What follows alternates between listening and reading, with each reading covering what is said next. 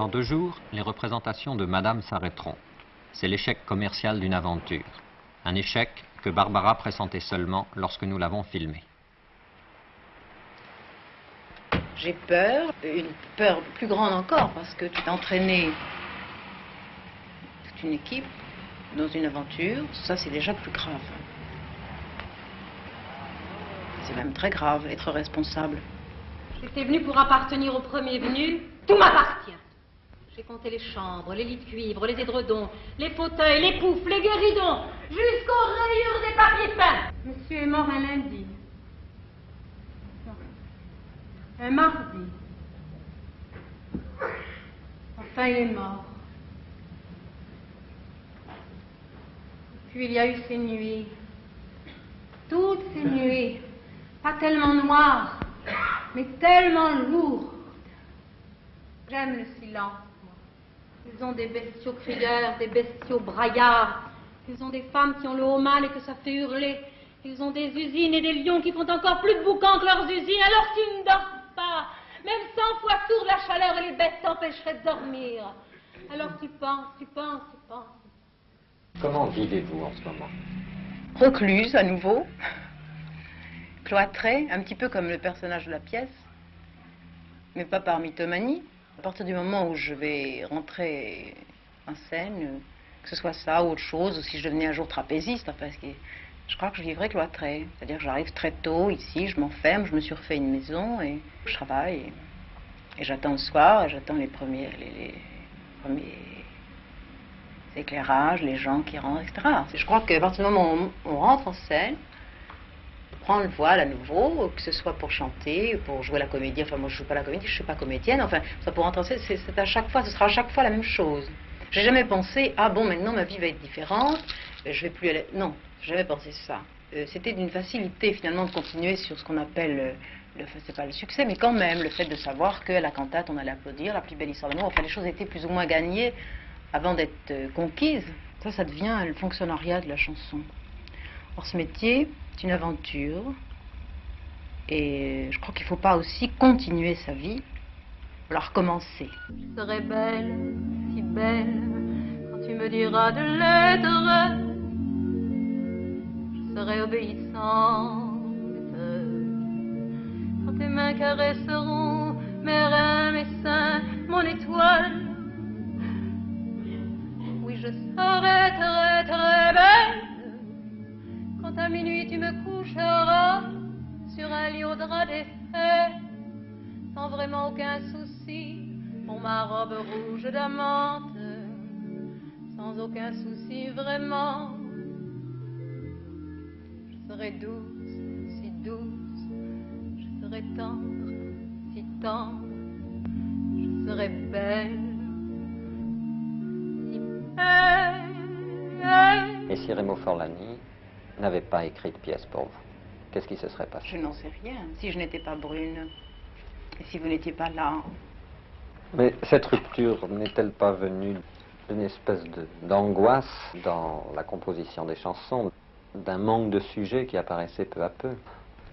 Mais moi, un manque de sujet, j'ai toujours dit que j'avais pas de sujet, parce que les sujets, c'est ma vie de femme.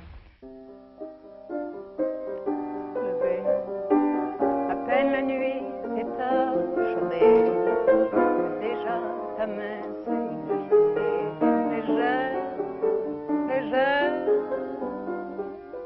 À peine contre toi, je m'éveille, à peine sortie du sommeil.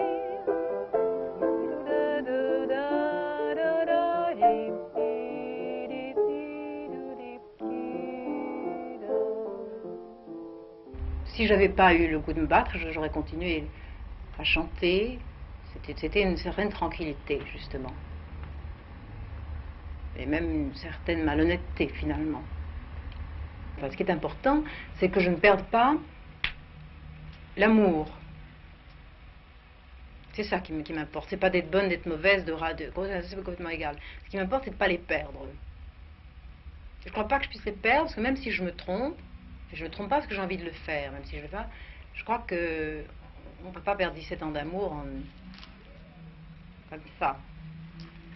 C'est madame, et croyez-moi, Je voulais être fille de joie, je voulais être fille de joie. Ces choses-là n'arrivent qu'à moi, ces choses-là n'arrivent qu'à moi.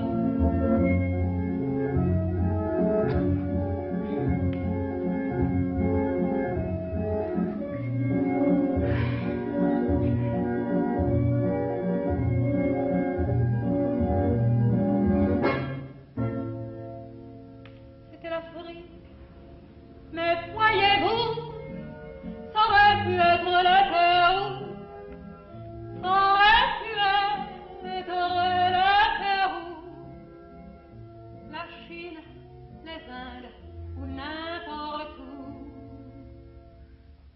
Mais c'était l'Afrique et c'est tout.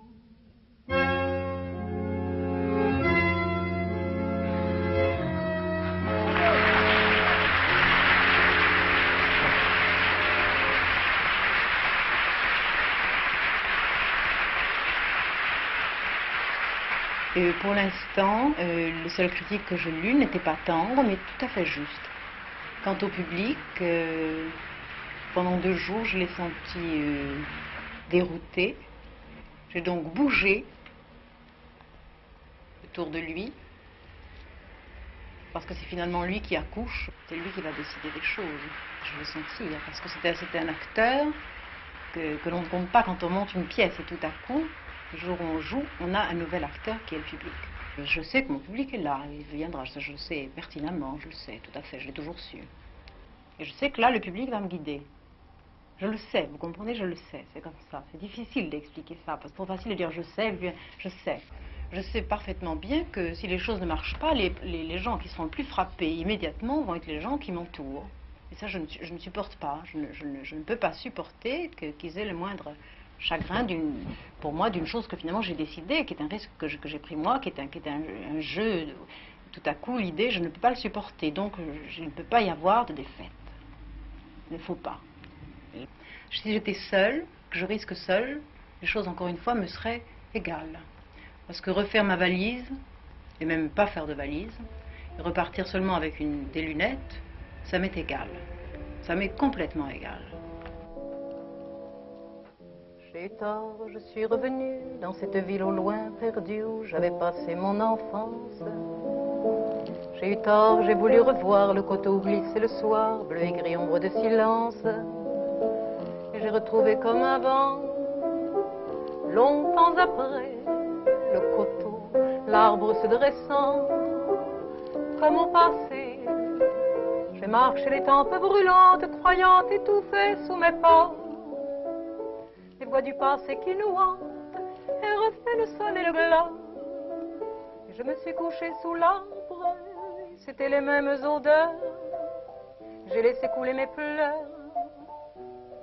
mes pleurs. J'ai mis mon dos nu à l'écorce, l'arbre m'a redonné des forces, tout comme au temps de mon enfance. Et longtemps j'ai fermé les yeux, je crois que j'ai prié un peu, je retrouvais mon innocence. Avant que le soir ne se pose, j'ai voulu voir la maison fleurie sous les roses. J'ai voulu voir le jardin où nos cris d'enfants jaillissaient comme source claire. Jean-Claude et Régine et puis Jean, tout redevenait comme hier. Le parfum lourd des sauges rouges, les dahlias fauves dans l'allée. Le puits tout, j'ai tout retrouvé. Hélas, la guerre nous avait jetés là. D'autres furent moins heureux, je crois, autant jolis de leur enfance. La guerre nous avait jetés là, nous vivions comme hors la loi, et j'aimais cela quand j'y pense.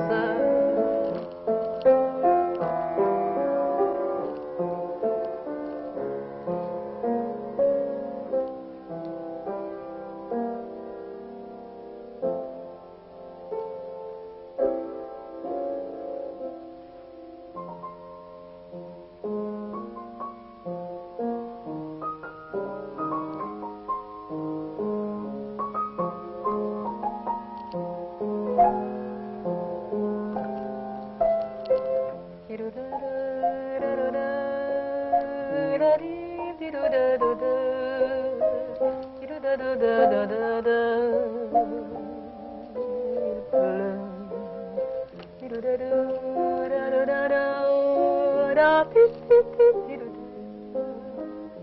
da da da da da.